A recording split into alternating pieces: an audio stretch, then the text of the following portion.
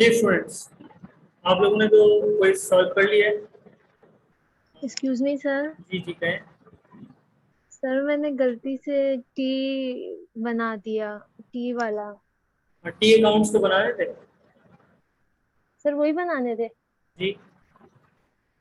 Sir आप मतलब sir वो इस तरीके से करना था ना कि आपने मेन नाम लिख के डेट और डेबिट और क्रेडिट को अलग बॉक्स बना के और उसमें लिखना था। किस तरीके से? सर आप एक दफा चेक कर लेंगे मेरा असाइनमेंट।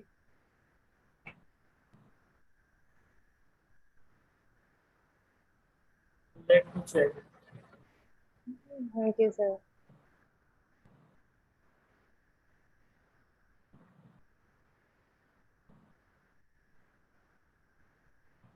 टी अकाउंट्स में करना था ना।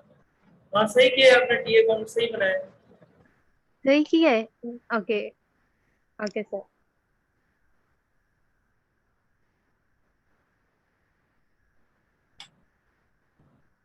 और किसने सबमिट किया? निम्रा ने नहीं किया, नहीं। नरेश।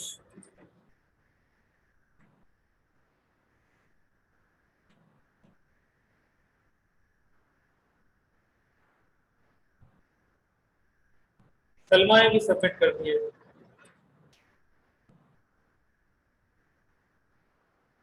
बाकी स्टूडेंट ने सबमिट नहीं किया अभी तक। रवि और क्लास के सीआर।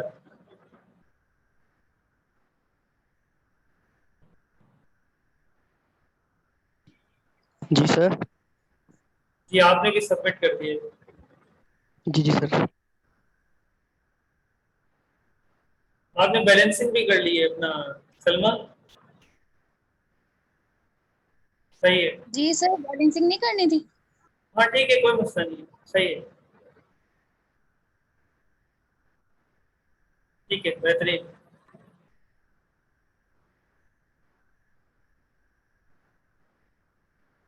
और किसने सबमिट किया है? Class CR.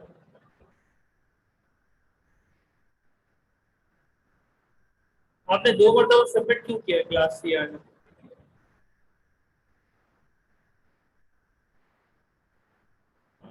क्लास सीआर जैरिश ना। बेटा आपने जो सबमिट किया है ना, आप हैं क्लास में, है मौजूद? नहीं, जैरिश नहीं है क्लास में। तो बहरहाल, और किसने सबमिट किया है?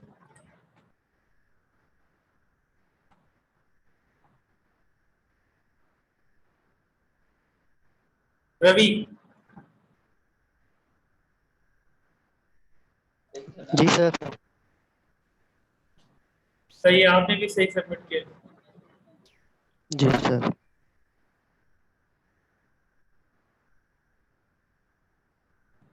सही है।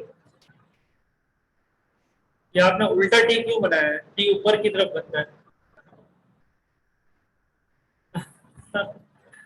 आपने उल्टा टी बनाया है। रवि, आप जरा देखिएगा किस तरह का टी बनता है। ये सर वो मैंने तकड़ तकड़ में लाइन लगाई हुई है इसीलिए। अच्छा, और किसने सबमिट किया है अभी?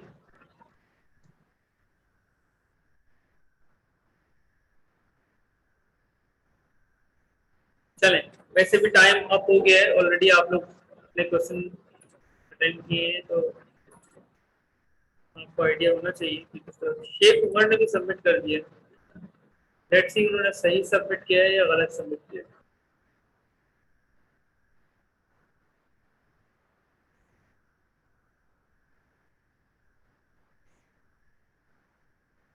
सर जी। सर अगर पेपर में टी अकाउंट आएगा तो हमें बैलेंसिंग नहीं करनी, सिर्फ टी अकाउंट बनाना है। वो रिक्वायरमेंट में लिखा हुआ होगा। अगर ये लिखा हुआ आएगा कि मेंटेन टी अकाउंट्स, तो आपको पूरी कंप्लीट बैलेंसिंग भी करनी होगी। और अगर सिर्फ ये लिखा हुआ है कि पोस्टिंग कर दें, तो पोस्टिंग में बैलेंसिंग करने की जरूरत नहीं है। Okay sir. अच्छा चलिए, मैं स्क्रीन शेयर कर रहा हूँ। आप लोगों ने ये सॉल्व करने का जो टाइम था वो एंड हो चुका है। आज हम आगे के क्वेश्चन सॉल्व करने जा रहे हैं ताकि इस चैप्टर को हम एंड करें। ठीक है, आपने भी सबमिट कर दिया, बताइए मुझे मिल चुका है। स्क्रीन शेयर कर रहा हूँ, फिर आगे क्वेश्चन करते हैं सर। अच्छा, प्रॉब्लम नंबर, ये जो आपको हैंडआउट आपके साथ शेयर किया है ना मैंने, उसका प्रॉब्लम नंबर 12 मैंने आपको क्विज दिया है। अब करेंगे प्रॉब्लम नंबर 11 करेंगे हम आज। प्रॉब्लम नंबर 11, जरा इसको हम देखते हैं क्या लिखा हुआ क्या है। कोई स्टूडेंट पढ़े प्रॉब्लम नंबर 11 को।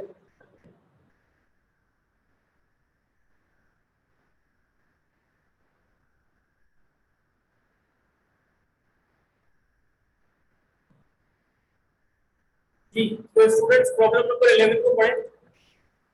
Show below is a list of income statement and balance sheet items 2009. You are to prepare a trial balance by using these items and computing the amount of owner's equity.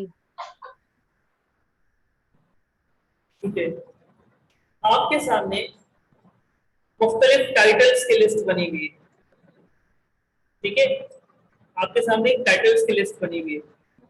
अच्छा, जिस तरह जैसे for example payable की list है, land and building की list इस list में है, वेजेस एंड सैलरीज है, बैंक ओवरड्राफ्ट है, कैश है, अकाउंट रिसीवेबल है, सेल्स है। तो आपके सामने लिस्ट बनी हुई है और उसके सामने अमाउंट लिखी हुई है। यस बताइए, कुछ कहना चाह रहे हैं। अच्छा, इस तरह आपके सामने एक लिस्ट बनी हुई है। आपको करना क्या है, you are to prepare a trial balance. आपको ट्रायल बैलेंस बनाना है। क्या बनाना है? ट्रायल बैलेंस बनाना है। अब ट्रायल बैलेंस का आप लोगों को फॉर्मेट पता है, फॉर्मेट बना लेते हैं ट्रायल बैलेंस का। ये अगर आपको याद हो ट्रायल बैलेंस का फॉर्मेट। सर इसमें ये पता कैसे चले डेबिट कौन सा है क्रेडिट कौन सा है? वही बता रहा हूँ। पहले ट्रायल बैलेंस का फॉर्मेट, ट्रायल बैलेंस का फॉर्मेट आप लोगों को याद है कहाँ बनाया था हमने? ये सर, ये रहा। ये हमने प्रीवियस क्लास में क्वेश्चन सॉल्व किया था जिसमें ट्रायल बैलेंस का फॉर्मेट ये बनाया था हमने। एक कॉलम बनाया था सीरियल नंबर का, सबसे पहले कंपनी का नाम या ओनर का नाम लिखा था, उसके बाद लिखा था ट्रायल बैलेंस, उसके बाद सीरियल नंबर का कॉलम बनाया था, टाइटल्स का कॉलम बनाया था, अकाउंट का कॉलम बनाया था, डेबिट का कॉलम बनाया था और क्रेडिट का कॉलम बनाया था। और ये जो ट्रायल बैलेंस हमने बनाया था प्रीवियस क्लास में, वो हमने जो टी अकाउंट के balancing amount, balancing BD brought down amount थी ना, वो हमने यहाँ पर लिखी थी। ठीक है ना, ये लिखी थी brought down amount last class में। तो हम यही सेम फॉर्मेट अप्लाई कर रहे हैं और ट्रायल बैलेंस हम सॉल्व कर रहे हैं। ट्रायल बैलेंस का फॉर्मेट बनाते हैं बिल्कुल एज इट इज। मैं यहाँ से कॉपी कर लेता हूँ।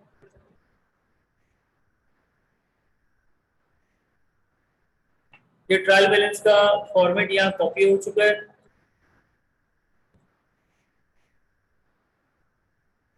सही है, इसको थोड़ा सा फॉन्ट साइज बड़ी कर दूं ताकि आपको समझ में नजर आ जाए क्लियर। ट्रायल बैलेंस में सबसे पहले आपको लिखना होता है कंपनी का नाम।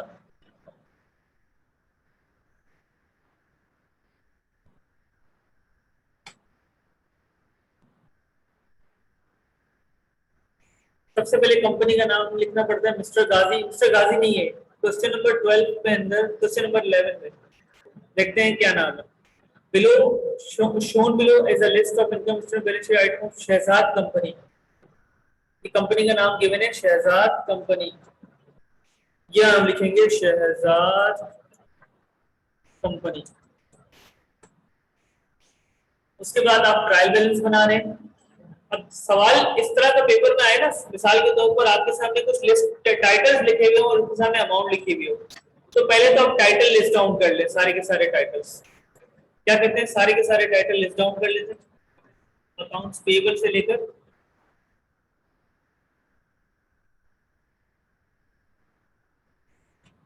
ये टाइटल सारे के सारे लिस्ट डाउन हो जाएंगे। लिस्ट डाउन करना बहुत मुश्किल है इसको, पहले मैं यहाँ से लिस्ट डाउन कर देता हूँ। अकाउंट्स पेएबल है पहला टाइटल,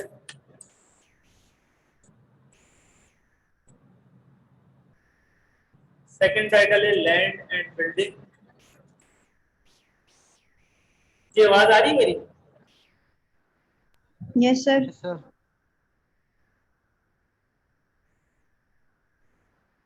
जी, इसको सीक्वेंस में लिखना है ना, नंबर 1, नंबर 2। अच्छा, इसी तरह नंबर 3 पर है, हाँ इसमें कुछ नए टाइटल्स भी हैं। अकाउंट्स पेबल के बाद लैंड एंड बिल्डिंग था, उसके बाद था वेजेस एंड सैलरीज। उसके बाद नंबर 4 पे जो था वो था बैंक ओवरड्राफ्ट। नंबर 5 पे जो था वो था कैश, सिर्फ कैश का था, कैश इन हैंड है या एक तरीके से। नंबर 6 पे था अकाउंट्स रिसीवेबल था। Accounts receivable and trade receivable both are same. Number 7 पे जो था वो था नहीं, अकाउंट रिसीवेबल के बाद था सेल्स। नंबर 8 पे था इक्विपमेंट्स। नंबर 9 पे जो था वो था परचेज डिस्काउंट। नंबर 10 पे जो था वो था कमीशन अर्न। नंबर 11 पे जो था वो सप्लाईज। नंबर 12 पे जो था वो था मर्चेंडाइज इन्वेंट्री। नंबर 13 पे जो था वो था अलाउंस और बैड डेट्स। उसके बाद नंबर 14 पे था सेलिंग एक्सपेंस। नंबर 15 पे था परचेजेस। नंबर 16 पे था परचेज डिस्काउंट, नहीं नंबर 16 पे था सेल्स डिस्काउंट।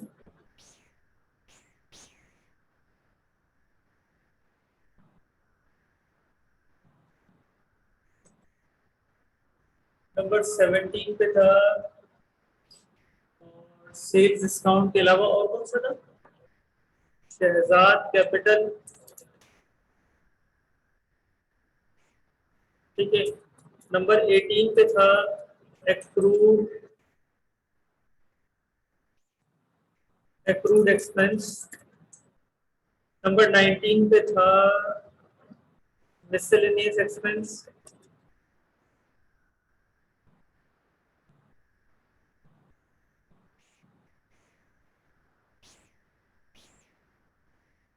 नंबर 20 पे था परचेज रिटर्न।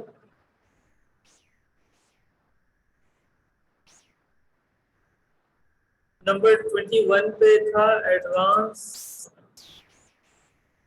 From customer. और नंबर 22 पे था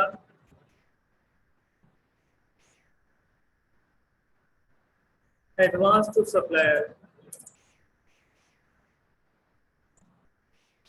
सारे टाइटल मैंने लिस्ट डाउन कर दिए जो इस क्वेश्चन में थे। अब इनकी अमाउंट लिखनी है सबकी। अब ये कैसे पता लगाएंगे कि किस कौन सी अमाउंट डेबिट में लिखेंगे और कौन सी क्रेडिट में? जी कोई बताएगा? किस टाइटल के सामने अमाउंट डेबिट में लिखेंगे, किस टाइटल के सामने अमाउंट क्रेडिट में लिखेंगे?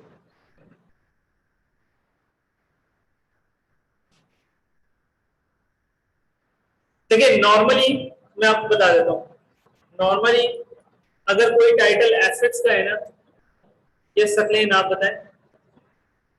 सर जो लेफ्ट साइड पे है वो डेबिट में और जो राइट साइड पे है वो क्रेडिट पे, ऐसे नहीं है? नहीं नहीं ऐसा नहीं, ऐसा नहीं, इतना आसान नहीं है। देखिए एसेट और एक्सपेंस के नॉर्मली टाइटल जो है ना, उनकी अमाउंट को डेबिट में लिखा जाता है।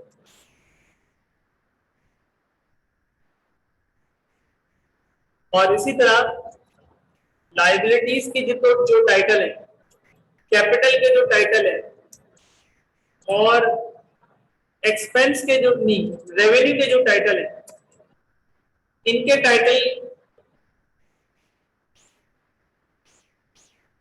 इनके जितने भी टाइटल्स होंगे ना, लायबिलिटी, कैपिटल और रेवेन्यू के टाइटल, उनकी अमाउंट को क्रेडिट में लिखा जाता है नॉर्मली।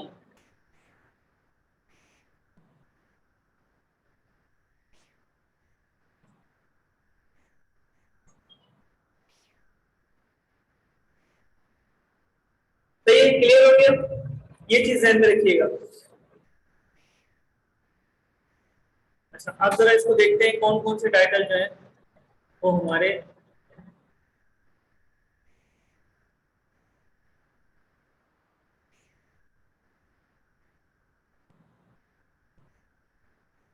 एसेट के टाइटल हैं और कौन कौन से एक्सपेंस के। वन बाय वन देखते हैं। अकाउंट्स पेबल किस हेडिंग में आता है, किस category? Liability. Accounts payable liability है, तो लायबिलिटी के नॉर्मल टाइटल की अमाउंट कहाँ लिखी जाती है? क्रेडिट साइड पर। तो अकाउंट्स पेबल की अमाउंट क्रेडिट साइड पर लिखते हैं 58,000। सही है, डन हो गया। इसी तरह लैंड एंड बिल्डिंग किस हेडिंग में आता है? एसेट्स। एसेट्स की हेडिंग में आता है। तो ये एसेट्स के टाइटल कहाँ लिखे जाएंगे? डेबिट में लिखे जाएंगे। 2 लाख अमाउंट है, ठीक है। ये क्वेश्चन अमाउंट में यहीं से ले उठा रहा हूँ सारी, मैंने कॉपी कर ली है यहाँ एक्सेल पे ना, ताकि आपके सामने रहे। इसके बाद है वेजेस एंड सैलरीज, ये किस हेडिंग में आती है? एक्सपेंस। एक्सपेंस में आती है। और एक्सपेंस के अमाउंट को हम किस में लिखेंगे? डेबिट में या क्रेडिट में? क्रेडिट में सर ना। क्रेडिट में लिखेंगे, बिल्कुल सही कहा आपने।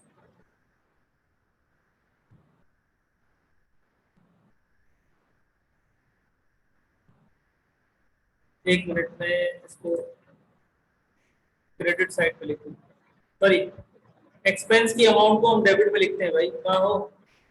ये सर डेबिट। हाँ 34,000। अच्छा, इसी तरह बैंक ओवरड्राफ्ट किस किसका टाइटल है? एसेट्स का है। बैंक ओवरड्राफ्ट लायबिलिटी, ठीक है। इस तरह आपको याद भी आ जाएगा। बैंक ओवरड्राफ्ट एक तरीके से शॉर्ट टर्म लोन है जो हम बैंक से जाके लेते हैं, और लोन जब भी लेते हैं हमारे ऊपर एक लायबिलिटी क्रिएट होती है, तो बैंक ओवरड्राफ्ट लायबिलिटी है, नॉर्मली क्रेडिट साइड पर होती है। लायबिलिटी नॉर्मली क्रेडिट साइड पर होती है। अच्छा, कैश आपका एसेट है और एसेट नॉर्मली डेबिट साइड पर होंगे। कैश की अमाउंट है 6,000। अकाउंट्स रिसीवेबल या ट्रेड रिसीवेबल? ट्रेड रिसीवेबल आपका एसेट है या अकाउंट्स रिसीवेबल भी आपका एसेट है। नॉर्मली एसेट के टाइटल कहां पर होंगे? उसकी अमाउंट डेबिट साइड पर। Accounts receivable 28,000। सेल्स क्या है जल्दी से बताएं? Income, revenue. रेवेन्यू है, और रेवेन्यू के टाइटल की अमाउंट कहां लिखते हैं? क्रेडिट साइड पर। सेल्स की अमाउंट है 5,20,000। अच्छा, इसी तरह सेल्स की अमाउंट लिख दी, ये 52,000 है या 5,20,000? Let me check. हाँ 520। अच्छा, इक्विपमेंट्स हमारा एसेट है। इक्विपमेंट्स की अमाउंट को हम लिखेंगे डेबिट साइड पर 72,000। परचेज डिस्काउंट, अच्छा अब परचेज डिस्काउंट जो है उसको समझ लें आप, क्या है ये परचेज डिस्काउंट, इसको आज आप समझ लें। देखिए, एक है परचेजेस, ये परचेजेस आपका एक्सपेंस है, सही है। अच्छा, ये परचेजेस एक्सपेंस है, और purchase return and purchase discount ये आपके कॉन्ट्रा एक्सपेंस है, इसको भी आप समझ लें। कॉन्ट्रा एक्सपेंस, कॉन्ट्रा एक्स कहते हैं, कोई बताएगा? कोई भी स्टूडेंट बता रहे, कॉन्ट्रा का मतलब क्या है? सर कॉन्ट्रा का मतलब अपोजिट। अपोजिट, कॉन्ट्रा का मतलब है जो इसको कॉन्ट्रा कर रहा है, ठीक है। तो कॉन्ट्रा एक्सपेंस जो है, यानी अगर एक्सपेंस नॉर्मली डेबिट साइड पर होते हैं, ये लिखा है ना ऊपर मैंने, परचेजेस अगर डेबिट साइड पर होगा तो परचेज रिटर्न और परचेज डिस्काउंट हमेशा क्रेडिट साइड पर होंगे, क्योंकि ये एक्सपेंस के कॉन्ट्रा हैं। जब भी आप मर्चेंडाइज या गुड्स या माल खरीदते हो, परचेज करते हो, तो आप परचेजेस का टाइटल करते हो और परचेजेस हमारा एक्सपेंस है। जब वो परचेज रिटर्न करते हो या परचेज डिस्काउंट करते हो, परचेज डिस्काउंट का मतलब ये है क्या आपने जो माल खरीदा है आपको डिस्काउंट मिला है, उस डिस्काउंट को हम कहेंगे परचेज डिस्काउंट। और परचेज रिटर्न का मतलब है कि जो माल आपने खरीदा है उसको वापस करेंगे, जो खराब गुड्स हैं या जो इंफीरियर है या जो डिफेक्टिव है। मतलब मिसाल के तौर पर आपने 50,000 रुपए का माल खरीदा, 50,000 का आपने गुड्स खरीदी, माल खरीदा, उसमें से 2,000-3,000 रुपए की गुड्स खराब निकली, तो आप क्या करेंगे? रिटर्न करेंगे। ये कहलाएगा परचेज रिटर्न। तो परचेज रिटर्न और परचेज डिस्काउंट ये दोनों एक्सपेंस के अपोजिट है, कॉन्ट्रा एसेट है। तो अगर एक्सपेंस नॉर्मली आपको डेबिट साइड पर नजर आ रहे हैं तो परचेज कॉन्ट्रा एक्सपेंस जो है वो क्रेडिट साइड पर होंगे, ये याद रखिएगा। तो यहाँ पर आपके सामने परचेज रिटर्न नजर आ रहा है, सॉरी परचेज डिस्काउंट नजर आ रहा है, तो ये क्रेडिट साइड पर होगा क्योंकि ये परचेज डिस्काउंट कौन सा हेड है? Contra expense. परचेज डिस्काउंट की अमाउंट कितनी लिखी हुई है? 8,000। उसके बाद है कमीशन अर्न। कमीशन अर्न या कमीशन इनकम, इनकम भी कहते हैं इसको। कमीशन अर्न हमारा किस कैटेगरी में आता है, किस टाइटल में, किस हेडिंग में आता है? रेवेन्यू। रेवेन्यू, सही बताया बिल्कुल। रेवेन्यू की नॉर्मल अमाउंट डेबिट पे लिखी जाती है, क्रेडिट?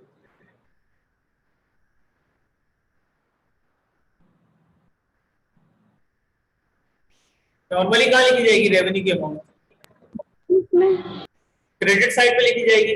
तो कमीशन अर्न की अमाउंट क्रेडिट साइड पे 6,000 जो भी गिवन है क्वेश्चन में लिखी है। अच्छा, सप्लाईज, ऑफिस सप्लाई या सेल सप्लाईज आपको याद है क्या था? लायबिलिटी है क्या है? एसेट। एसेट है, बिल्कुल सही बताया। अच्छा, ये एसेट की अमाउंट हम डेबिट साइड पे लिखेंगे, सप्लाईज की अमाउंट है 12,000। मर्चेंडाइज इन्वेंट्री का जो टाइटल है ना, मर्चेंडाइज इन्वेंट्री का, सिर्फ मर्चेंडाइज इन्वेंट्री का टाइटल, ना ये परचेज कर रहे हैं ना सेल कर रहे हैं। मर्चेंडाइज इन्वेंट्री का जो टाइटल है वो हमारा एसेट का टाइटल है, ठीक? इसको हम डेबिट में लिखेंगे, merchandise inventory. Announce for benefits, ये फॉर द टाइम बिंग अभी रहने दे, मैं बाद में समझाऊंगा कि अलाउंस फॉर बेनिफिट्स क्या चीज है, ठीक है? अलाउंस फॉर बेनिफिट्स क्या चीज है मैं आपको समझाऊंगा। इसको आप फिलहाल क्रेडिट पे लिखते हैं। सेलिंग एक्सपेंस, ये सेल करने का एक्सपेंस है, सॉरी हाँ, सेल्स करने का एक्सपेंस है। तो सेलिंग एक्सपेंस में क्या क्या एक्सपेंस आते हैं? जैसे एडवर्टाइजिंग एक्सपेंस आ गया, क्योंकि आप सेल्स करने के लिए एडवर्टाइजिंग कर रहे होते हैं, पब्लिसिटी कर रहे होते हैं। तो सेलिंग एक्सपेंस एक्सपेंस का टाइटल है और एक्सपेंस के टाइटल की अमाउंट हम कहाँ लिखेंगे? डेबिट साइड पर। इसी तरह परचेजेस भी हमारा एक्सपेंस है, परचेजेस की टाइटल की अमाउंट को हम कहाँ लिखेंगे? डेबिट साइड पे, 3,60,000।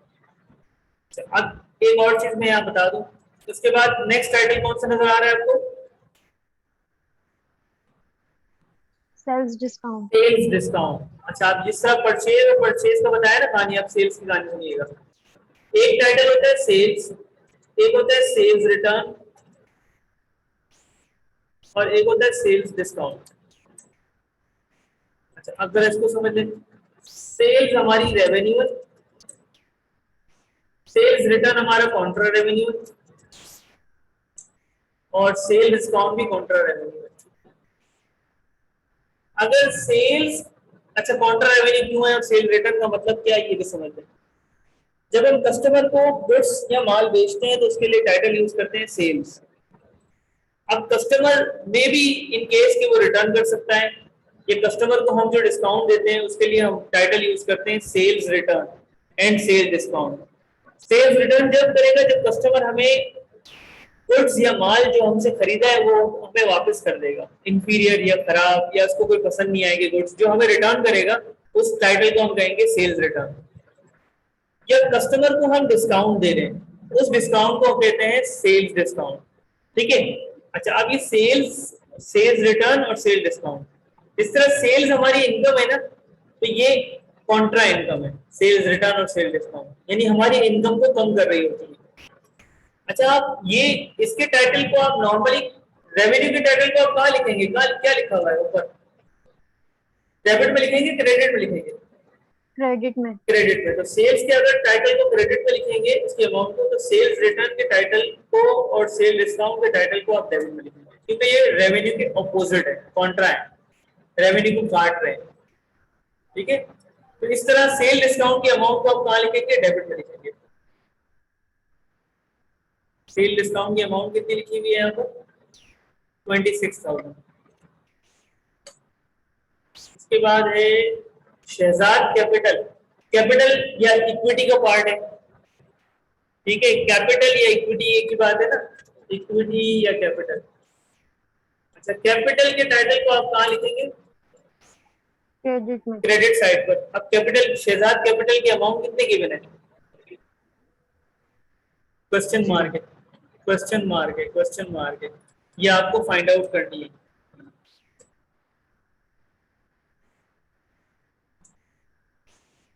हाँ, आते हैं एक्रूड एक्सपेंस। एक्रूड एक्सपेंस आपकी लायबिलिटी है, एक्रूड एक्सपेंस आपकी लायबिलिटी है। लायबिलिटी के टाइटल कहाँ लिखते हैं? क्रेडिट साइड पर लिखते हैं। एक्रूड एक्सपेंस की अमाउंट कितनी गिवन है? 20,000, क्रेडिट साइड पर लिख देंगे। Miscellaneous expense. मिसलेनियस एक्सपेंस आपका एक्सपेंस है, एक्सपेंस के टाइटल की आप, एक्सपेंस का टाइटल की अमाउंट को आप कहाँ लिखेंगे? डेबिट साइड पे लिखेंगे ना एक्सपेंस को। Yes sir. 32,000 अमाउंट है वो लिख दिया आपने। अच्छा, नेक्स्ट आ गया आपके पास परचेज रिटर्न। अब परचेज रिटर्न आपको पता है ये कॉन्ट्रा एक्सपेंस है। नॉर्मली एक्सपेंसेस की जो टाइटल की अमाउंट है वो डेबिट साइड पे लिखी जाती है, तो कॉन्ट्रा एक्सपेंस की कहाँ लिखी जाएगी? क्रेडिट साइड पर लिखी जाएगी। ठीक है, तो कितनी अमाउंट है परचेज रिटर्न की? 12,000, क्रेडिट साइड पर लिखेंगे। अच्छा, next advance from customer and advance from supplier. Advance from customer आपके लिए लायबिलिटी है और एडवांस टू सप्लायर आपके लिए एसेट है। तो ये लायबिलिटी की अमाउंट को हम क्रेडिट पे लिखेंगे 24,000 और एडवांस टू सप्लायर 18,000। तो सारे के सारे टाइटल्स आपने लिख दिए। कुछ टाइटल्स डेबिट पे लिखे, कुछ टाइटल क्रेडिट पे लिखे। सवाल ये पैदा होता है कि आपका टोटल दोनों, जब दोनों साइड डेबिट साइड का टोटल किया और क्रेडिट साइड का टोटल किया तो आंसर आ रहा है, डेबिट का टोटल आ रहा है 900,000 यानी 9 लाख रुपए और क्रेडिट का टोटल आ रहा है 6,90,000 रुपए। ये डिफरेंस क्यों आ रहा है? इक्वल आना चाहिए, ट्रायल बैलेंस हमेशा इक्वल आना चाहिए। डेबिट साइड का टोटल और क्रेडिट साइड का टोटल इक्वल आना चाहिए। Why the both balances are different? Sir जो क्वेश्चन मार्क की वैल्यू है वो हमें पता नहीं है ना। हाँ, क्वेश्चन मार्क की वैल्यू हम किस तरह फाइंड आउट करेंगे? जैसे शहजाद कैपिटल की वैल्यू मिसिंग है ना, तो इसमें वो वैल्यू पुट करेंगे ताकि दोनों साइड अमाउंट इक्वल हो जाए। तो इसका मतलब क्वेश्चन मार्क की भी वैल्यू मालूम कर लेंगे। तो क्वेश्चन मार्क की वैल्यू मालूम करने के लिए ये जो आपके सामने टोटल नजर आ रहा है ना, इनका डिफरेंस निकालें। 2,10,000 रुपए। तो ये 2,10,000 रुपए आप यहाँ लिख देंगे 2,10,000। अब दोनों साइड इक्वल हो जाएगी। इसका मतलब कैपिटल की जो अमाउंट है वो 2,10,000। This is you have done the trial balance from another perspective. You can prepare trial balance by two different methods. Method number 1, जब आपके पास ट्रायल बैलेंस जो है वो टी अकाउंट्स के बैलेंसिंग की मदद से बनता है। बैलेंसिंग जो लास्ट क्लास में हमने ट्रायल बैलेंस बनाया था। The second method is to prepare trial balance is, अगर आपके पास क्वेश्चन के अंदर टाइटल्स और अमाउंट गिवन है और आपसे कह रहे हैं कि ट्रायल बैलेंस बनाएं, तो आपको टाइटल्स और अमाउंट को डायरेक्ट इसमें पुट करना है और आपके पास टोटल आ जाएगा। वो टोटल हमेशा इक्वल होगा। अगर कोई वैल्यू मिसिंग है, अगर कोई वैल्यू मिसिंग है तो टोटल में जो वैल्यू डिफरेंस आ रही है वो मिसिंग वैल्यू में पुट करके तो आपका टोटल इक्वल हो जाएगा।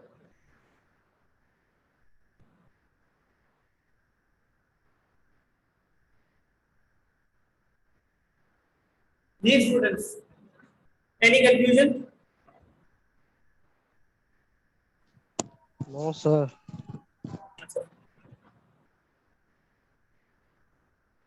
अब हम चलते हैं थोड़ा सा नेक्स्ट स्टेप की तरफ और अगला स्टेप हमारा है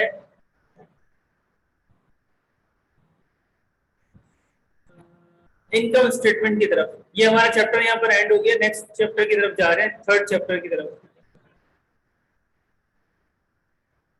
इसमें सारे क्वेश्चन हमने ऑलमोस्ट सॉल्व किए, ठीक है। इस चैप्टर का नाम दोबारा से मैं बताया था, क्या चैप्टर का नाम क्या था? चैप्टर का नाम है journalising, journal ledger and trial balance, ठीक है। जर्नलाइजिंग में हमने क्या किया, जनरल जर्नल बनाया, वो फॉर्मेट हमने सीखा, एक क्लास में पूरी उस पर लगा दी। उसके बाद जर्नल लेजर में हमने टी अकाउंट्स बनाए, और ट्रायल बैलेंस आपको पता है कि ट्रायल बैलेंस दो तरीकों से बनता है, एक तो टी अकाउंट के बैलेंसिंग अमाउंट से, और दूसरा ये जिस तरह हमने अभी क्वेश्चन किया था, क्वेश्चन नंबर 11, ठीक है। तो ये चैप्टर यहाँ पर एंड हो जाता है।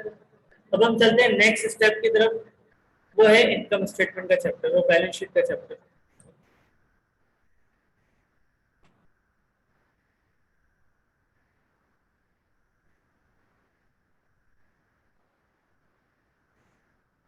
which is very important chapter for your special class। जी आपको स्क्रीन नजर आ रही? Sir yes sir. चैप्टर का नाम है फाइनेंशियल स्टेटमेंट्स, सही है। किसी को आइडिया है फाइनेंशियल स्टेटमेंट्स की मीनिंग क्या मतलब है?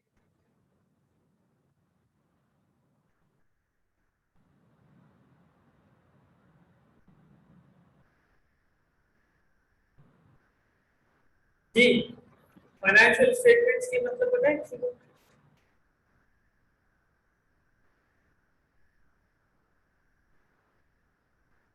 Don't know sir.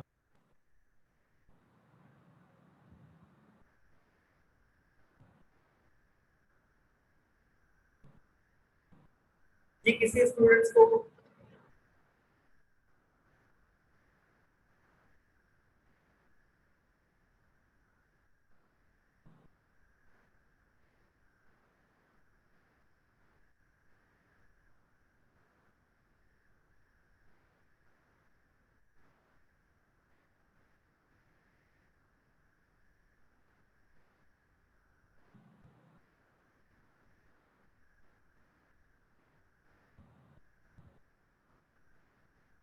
Ji students, यहाँ मेरे सामने कितने स्टूडेंट्स हैं जो, नेहा आपको पता है क्या होता है financial statement? Sir financial statement मतलब आपकी जो फाइनेंशियल कंडीशंस होती हैं उनकी वो स्टेटमेंट सर क्लियरली नहीं पता। अच्छा चले, अभी हम सीखते हैं फाइनेंशियल स्टेटमेंट क्या चीज है। इस चैप्टर का नाम है फाइनेंशियल स्टेटमेंट, लेकिन फाइनेंशियल स्टेटमेंट के बारे में थोड़ा सा बाद में पढ़ेंगे, पहले हम कुछ और सीखते हैं। इस चैप्टर के शुरू के अंदर क्या चीज आती है वो पढ़ते हैं, थोड़ी सी टर्मिनोलॉजी पढ़ेंगे, बैकग्राउंड पढ़ेंगे, उसके बाद फाइनेंशियल स्टेटमेंट के बारे में बताएंगे।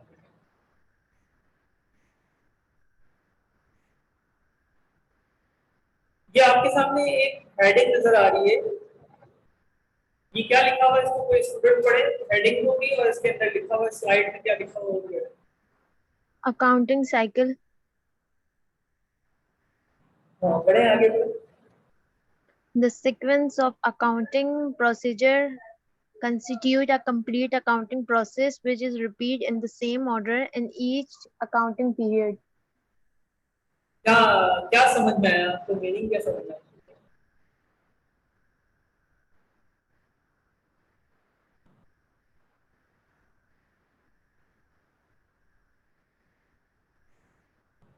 जी क्विकली कोई और स्टूडेंट्स बता दे, अकाउंटिंग साइकिल लिखी हुई है और इस पूरी सेंटेंस जो आपके सामने लिखा हुआ है, इस कंप्लीट सेंटेंस की मीनिंग क्या है?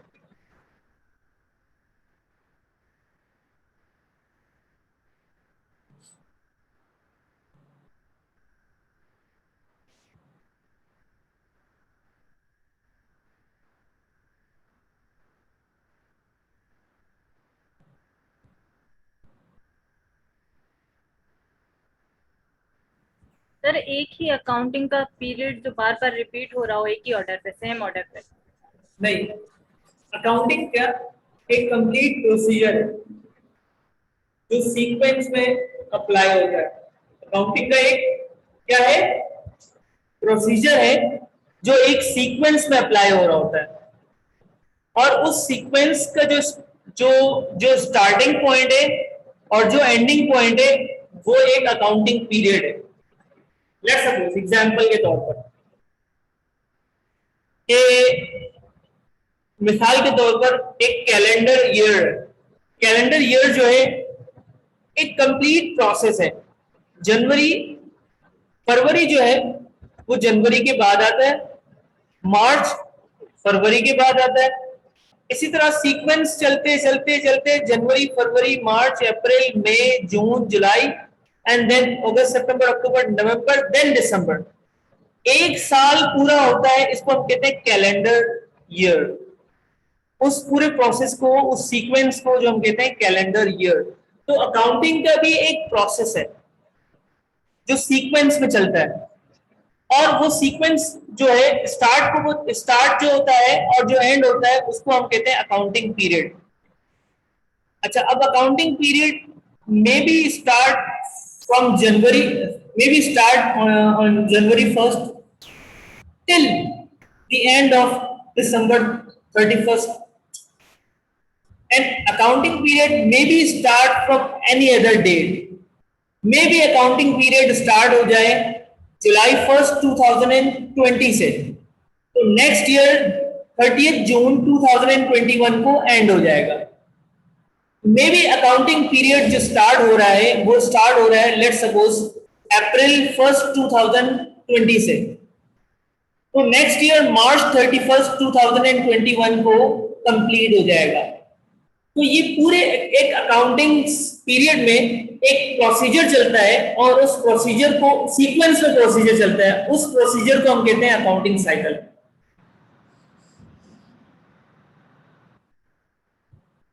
अभी समझते हैं अब प्रोसीजर क्या है, ये सीक्वेंस क्या है। ये पूरा सीक्वेंस आपके सामने नजर आ रहा है। अकाउंटिंग की साइकिल है, पूरी सीक्वेंस है।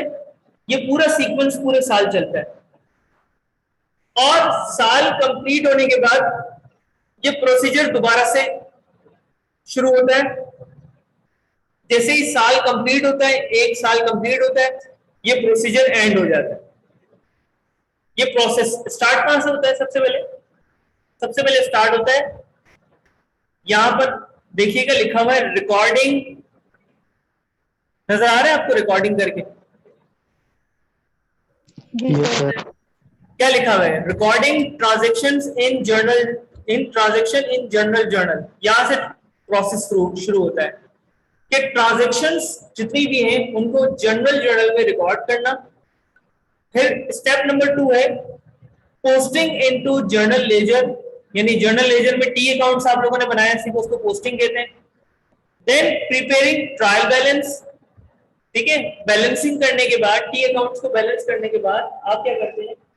ट्रायल बैलेंस बनाते हैं। उसके बाद स्टेप नंबर 4 में एडजस्टमेंट करते हैं। स्टेप नंबर 5 में आप क्या करते हैं? Preparation of adjusted trial balance. फिर स्टेप नंबर 6, 7, 8, ये पूरा साइकिल चलती है एक साल के अंदर। इस पूरे साइकिल को कहते हैं अकाउंटिंग साइकिल। जी स्टूडेंट्स, नजर आ रही है सारे साइकिल? अच्छा, अब सवाल ये है कि ये सारे आपके चैप्टर्स हैं जो आपके पेपर में इंक्लूड होंगे।